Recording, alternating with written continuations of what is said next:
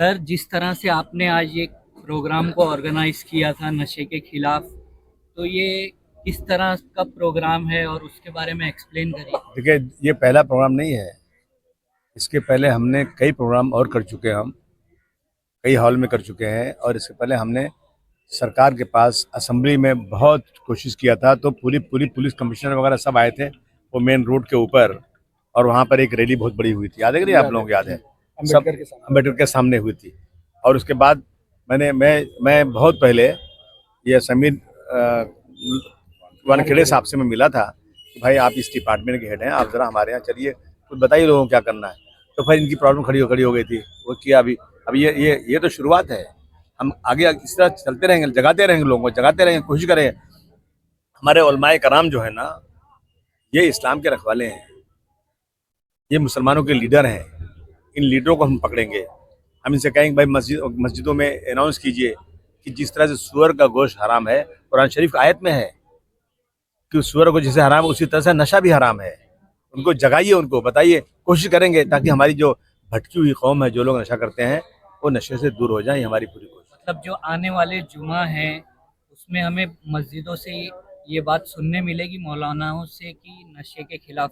आप ये मौलाना है, यहाँ इनसे पूछ लीजिए। आप आइए मौलाना साहब, बता दीजिए। आप मौलाना साहब, बता दीजिए, आप भी आइए। जिस तरह से आज प्रोग्राम हुआ था और आजमी साहब की तरफ से ये बात रखी गई है कि मस्जिदों में भी ये बात होनी चाहिए, तो आपको क्या लगता है, ये आने वाले जुमाओं से आम लोगों को ये बात सुनने मिलेगी?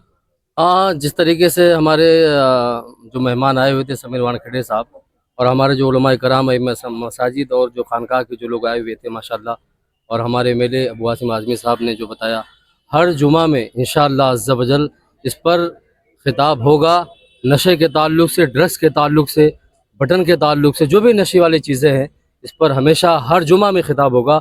और हर जुमा ही नहीं, बल्कि मैं यहाँ तक बोलूँ आपसे कि हर नमाज के बाद कुछ ना कुछ उनको ड्रग्स और नशे के ताल्लुक से समझाया जाएगा, बताया जाएगा। जिस तरीके से सुअर हराम है, इसी तरीके से ड्रग्स भी हराम है।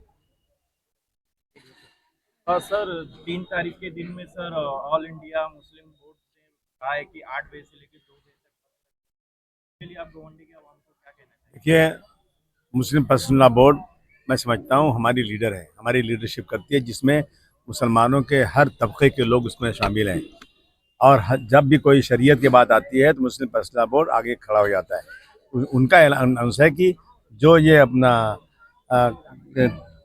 आई लव मोहम्मद के ऊपर जो केसेस हुए हैं, वक्फ की जो कानून बनाया गया है, ये आई लव मोहम्मद में सारे लोगों की ज़मानत, सारे लोग केसेस वापस होना चाहिए और पुलिस को माफ़ी मांगना चाहिए। सरकार को बोलना चाहिए इसकी इस देश के अंदर जो कानून है वो सबके लिए एक तरह से है। कोई अपने मजहब के ऊपर, अपने नबी के बारे में, कोई अपने मजहब के ऊपर, अपने देवी देवताओं के बारे में बोले तो किसी के लिए अलग कानून, हमारे लिए अलग कानून।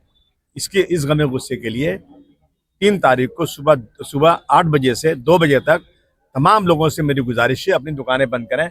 मैं गोंडी के तमाम नौजवानों से, उलमाए कराम से, तमाम सोशल वर्कर से कहना चाहता हूँ, आप लोग जो है सबसे रिक्वेस्ट कीजिए। कोई ज़बरदस्ती दादागिरी बात नहीं है, लेकिन हमें अपनी दुकानें और कारोबार उस दिन किसी तरह से बंद रखना ही रखना है। एक आखिरी मैसेज गोवंडी वालों के लिए, नशे के ताल्लुक से क्या कहना चाहिए? नहीं, नशे के तले नशा बर्बाद कर रहा है। मैं जो नशा करते हैं वो खुद ही बेचारे खोखले हो रहे हैं, मर जाएंगे, वो उनकी ज़िंदगी ख़त्म हो जाएगी।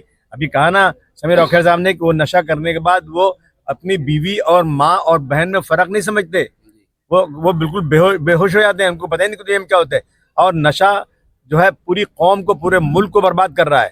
तो आप सब लोगों से मेरी गुजारिश है, हमारी क्या पूरे कम्युनिटी के तमाम उलमाए कराम, तमाम लोग आपसे गुजारिश करें कि आप लोग नशा छोड़िए। आपको कोई दिक्कत है नशा छोड़ने में, कोई प्रॉब्लम है, आइए, उसका हम हल निकालेंगे।